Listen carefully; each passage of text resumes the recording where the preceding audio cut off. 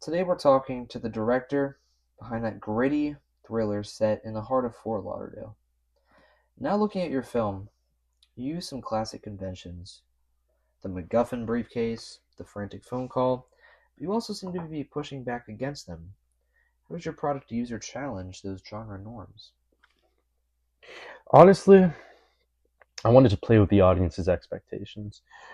Conventionally, a heist or a crime thriller has polished, the Ocean's 11 feel. We challenge that by going ultra raw. Instead of the steady cam, it's high key lighting, shaky handheld shots, and in a naturalistic low light environment. It makes it feel more, more movie than mistake, if that makes sense. Like how something happening in real time just shouldn't be seen, but it is being seen. By stripping away the cool factor of the crime genre, we can focus a lot more on the raw anxiety of it. Let's talk about the social media representation. We see these young guys in high stakes dangerous. Let's talk about the social representation. We see these young guys in a high stakes dangerous situation. There's a certain hustle culture being portrayed here.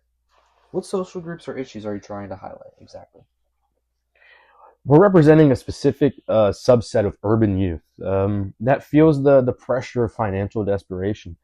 You hear it on the opening phone call. Mentions of homelessness, needing more time, the job hunt. It represents a generation that feels backed into a corner. We aren't showing career criminals. We're showing young people who are clearly way out of their depth. It highlights the issue of economic instability and the length people will go when the traditional, system or American dream fails them. It's interesting because the antagonists, the thugs on the stairs, they don't say a word. They're just shadows.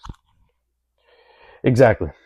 That challenges the conventional villain monologue. In our film, the threat is silent.